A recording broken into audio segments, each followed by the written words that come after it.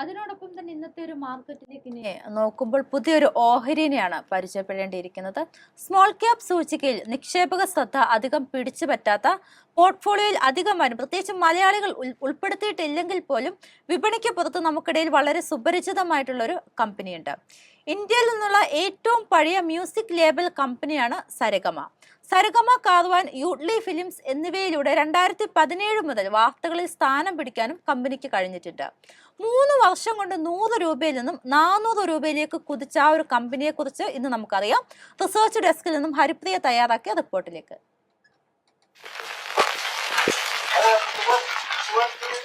ഇന്ത്യയിലെ തന്നെ ഏറ്റവും പഴയ മ്യൂസിക് ലേബൽ കമ്പനിയാണ് സരേഗമ ഇന്ത്യ. പകരം വെക്കാനാകാത്ത സംഗീത വിസ്മയം തീർത്ത കമ്പനിക്ക് ഏകദേശം 100 വർഷത്തോളം പഴക്കമാണുള്ളത്. 1901 ഗ്രാമഫോൺ ടൈപ്പ്റൈറ്റർ ലിമിറ്റഡ് എന്ന പേരിലാണ് അറിയപ്പെട്ടിരുന്നത്. പിന്നീട് ഗ്രാമഫോൺ കമ്പനി ഓഫ് ഇന്ത്യ എന്ന പേരിലും അറിയപ്പെട്ടു. 1985 ശേഷം RPG ഗ്രൂപ്പ് കമ്പനിയെ ഏറ്റെടുക്കുകയുണ്ടായി. കൊൽക്കത്ത ആസ്ഥാനമായുള്ള കമ്പനിക്ക് മുംബൈ, ചെന്നൈ, ഡൽഹി എന്നിവിടങ്ങളിലും സാന്നിധ്യമുണ്ട്. ഇന്ത്യൻ സംഗീത ലോകത്തെ പാട്ടുകളുടെ ഡിസ്ട്രിബ്യൂഷൻ ബിസിനസ്സിൽ നിന്നുമാണ് തങ്ങളുടെ സാമ്രാജ്യം കമ്പനി പടുത്തുയർത്തിയത്. ഇന്ന് മ്യൂസിക്കിന് പുറമെ കാരവാൻ എന്ന മ്യൂസിക് ഡിവൈസിന്റെ വിൽപ്പനയും, യൂട്ട്ലി ഫിലിംസ് എന്ന ബ്രാൻഡിൽ ഫിലിം പ്രൊഡക്ഷനും ടെലിവിഷൻ കണ്ടന്റുകളും OTT കണ്ടന്റുകളും ചെയ്യുന്നു. ഹിസ് മാസ്റ്റർ വോയിസ് അഥവാ HMV എന്ന ബ്രാൻഡ് നെയിമിലാണ് തങ്ങളുടെ പ്രൊഡക്റ്റുകൾ ആദ്യകാലങ്ങളിൽ വിറ്റഴിച്ചിരുന്നത്. പിന്നീട് 2000 മുതൽ സരേഗമ എന്ന പേരിൽ പുനർനാമകരണം ചെയ്തു. ഇന്ത്യൻ മ്യൂസിക് ഇൻഡസ്ട്രിയിൽ നേതൃനിരയിലുള്ള കമ്പനിയാണ് സരേഗമ. മ്യൂസിക് എന്റർടൈൻമെന്റ് ഇൻഡസ്ട്രിയുടെ വളർച്ചയ്ക്കും നിർമ്മാതാക്കളുടെ കോപ്പിറൈറ്റ് അടക്കമുള്ള അവകാശങ്ങളെ സംരക്ഷിക്കുന്നതിനും ലോകത്തിലെ തന്നെ 2ാമത്തെ പഴയ ഓർഗനൈസേഷനാണ് ഇന്ത്യൻ മ്യൂസിക് ഇൻഡസ്ട്രി. RPG ഗ്രൂപ്പിന്റെ ഏറ്റെടുക്കൽ സരേഗമയ്ക്ക് വഴിത്തിരിവായി. പ്രത്യേകിച്ചും പ്രദീപ് താക്കെ മോഹപത്ര ഡയറക്ടറായിരുന്ന കാലത്ത് വിപ്ലവകരമായ മാറ്റങ്ങൾ നടപ്പിലാക്കി. 25ലധികം ഇന്ത്യൻ ഭാഷകളിലായി ചലച്ചിത്ര സംഗീതം, ചലച്ചിത്രേതര സംഗീതം, കർണാടക, ഹിന്ദുസ്ഥാനി, ക്ലാസിക്കൽ, ഭക്തിഗാനങ്ങൾ തുടങ്ങിയ വലിയ സംഗീത ശേഖരം സരേഗമയ്ക്ക് ഇന്ന് സ്വന്തമാണ്.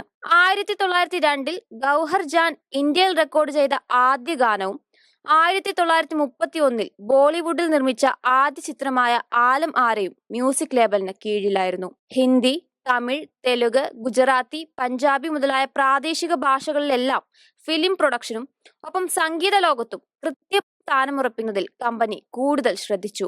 സൗത്ത് ഏഷ്യയിലെ തന്നെ ഏറ്റവും പഴക്കമുള്ള മ്യൂസിക് റെക്കോർഡിംഗ് സ്റ്റുഡിയോയും കമ്പനിയുടെ കീഴിലായിരുന്നു. ദംദം സ്റ്റുഡിയോ എന്നറിയപ്പെട്ടിരുന്ന സ്റ്റുഡിയോ 1928 കൊൽക്കത്തയിലാണ് സ്ഥാപിച്ചത്. മ്യൂസിക് റെക്കോർഡിങ്ങിനോടൊപ്പം ഗ്രാമഫോൺ റെക്കോർഡുകളുടെ നിർമ്മാണവും മ്യൂസിക് കാസറ്റുകളുടെ ഉൽപാദനവും നടത്തിയിരുന്നു. പിന്നീട് മാറ്റങ്ങൾക്കൊത്ത് ഗ്രാമഫോണുകളും കാസറ്റുകളും ഔട്ട് ഓഫ് ഫാഷൻ ആയി തുടങ്ങിയതോടെ ഈ മാനുഫാക്ചറിംഗ് ഫെസിലിറ്റി പിൽക്കാലത്ത് അടച്ചുപൂട്ടേണ്ടി വന്നു. 80കളിലെയും 90കളിലെയും ആളുകൾക്കിടയിൽ ഗ്രാമഫോണുകളും കാസറ്റുകളും ഒക്കെ ഉണ്ടാക്കിയ തരംഗം ഒന്ന് വേറെ തന്നെയായിരുന്നു. പിന്നീട് ട്രെൻഡിൽ മാറ്റം വന്നു. പാട്ടുകളോടും എന്റർടൈൻമെന്റുകളോടുമുള്ള ആളുകളുടെ പ്രിയത്തിനനുസരിച്ച് കമ്പനിയും മാറി. ഡിജിറ്റൽ യുഗം വന്നതോടെ കാലത്തിനൊത്ത് മാറുന്നതിനും കമ്പനിക്ക് കഴിഞ്ഞു. ഈ series, Zee Music, Tips Industries മുതലായ മറ്റ് മ്യൂസിക് ലേബൽ കമ്പനികളാണ് കോമ്പറ്റേറ്റേഴ്സായി കമ്പനിക്കുള്ളത്. ഇന്ന് കാണുന്ന Spotify, Gaana, Jio Saavn, Amazon Music, YouTube Music, Hungama തുടങ്ങിയ പ്രമുഖ മ്യൂസിക് സ്ട്രിംഗ് പാർട്ട്നേഴ്സും Star, Sony, Zee, Viacom 18, Sun TV മുതലായ നിരവധി ബ്രോഡ്കാസ്റ്റിംഗ് പാർട്ട്നേഴ്സും Netflix, Prime Video, Disney Hotstar, C5, Sony Liv മുതലായ വീഡിയോ സ്ട്രീമിംഗ് പാർട്ട്നേഴ്സുമെല്ലാം കമ്പനിയുടെ പ്രധാന ക്ലയന്റുകളാണ്. അതായത് OTT അടക്കമുള്ള എല്ലാ എന്റർടൈൻമെന്റ് ഇൻഡസ്ട്രിയിലും തങ്ങളുടെ ശക്തമായ സാന്നിധ്യം വളർത്തിയെടുക്കുന്നതിനും കമ്പനിക്ക് സാധിക്കുന്നുണ്ട്. കമ്പനിയുടെ ഫിനാൻഷ്യൽ ഡീറ്റെയിൽസിലേക്ക് നോക്കിയാൽ പാദാടിസ്ഥാനത്തിൽ വെച്ച് നോക്കുമ്പോൾ പ്രകടമായ മുന്നേറ്റം രേഖപ്പെടുത്താൻ കമ്പനിക്ക് സാധിച്ചില്ല എന്നാണ് അഭിപ്രായം. മാത്രമല്ല, വാർഷികാടിസ്ഥാനത്തിലുള്ള വരുമാനവും കുറഞ്ഞിട്ടുണ്ട്. 1ാം പാദത്തിലും 2ാം പാദത്തിലും കൂടുതൽ അന്താരാഷ്ട്ര ഇവന്റുകളെയാണ് ശ്രദ്ധ കേന്ദ്രീകരിച്ചിരുന്നത്. ഇവന്റുകൾ നടത്തുന്നതിൽ നിന്നുള്ള വരുമാനത്തിലാണ് ഇടിവുണ്ടായതെന്ന് അധികൃതർ അറിയിച്ചിരുന്നു. എന്നാൽ ഇത് സീസണൽ ആയതിനാൽ തന്നെ ഇതിൽ മാറ്റമുണ്ടാകുമെന്നും ഉറപ്പു നൽകുന്നു.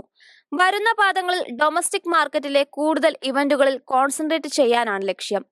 കൂടാതെ ഇന്ത്യയിലെ തന്നെ പ്രമുഖ പ്രൊഡക്ഷൻ ഹൗസുകളുമായി പ്രവർത്തിക്കുന്നതിനും ലക്ഷ്യമുണ്ടെന്നാണ് മാനേജ്മെന്റ് അറിയിച്ചിരിക്കുന്നത്. ഈ പാദത്തിലും പല ബിഗ് ബജറ്റ് ചിത്രങ്ങളുമായി സഹകരിക്കാൻ കമ്പനിക്ക് സാധിച്ചിരുന്നു. സമീപകാലത്തായി കമ്പനി ഡിജിറ്റൽ എന്റർടൈൻമെന്റ് കമ്പനിയായ പോക്കറ്റ് ആക്സസിനെ ഏറ്റെടുത്തിരുന്നു. 174 കോടി രൂപയ്ക്ക് ഏകദേശം 51.8% ഓഹരികളാണ് ഏറ്റെടുത്തത്. കഴിഞ്ഞ 4 വർഷത്തിനിടെ വരുമാനത്തിൽ 34% CAGR രേഖപ്പെടുത്തിയ കമ്പനിയാണ് പോക്കറ്റ് ആക്സസ്. കൂടുതൽ യങ് ഓഡിയൻസിനെ ശ്രദ്ധ കേന്ദ്രീകരിച്ചുകൊണ്ടാണ് ഇത്തരമൊരു അക്വിസിഷൻ എന്നാണ് വൈസ് ചെയർമാനായ അവർണ ജെയിൻ അഭിപ്രായപ്പെട്ടത്. പുതിയ കണ്ടന്റുകൾ ഏറ്റെടുത്തുകൊണ്ട് വരും വർഷങ്ങളിൽ പോലും വിപണി നേതൃത്വം നിലനിർത്തുന്നതിനും കമ്പനി ഇപ്പോൾ പ്രയത്നിക്കുന്നു.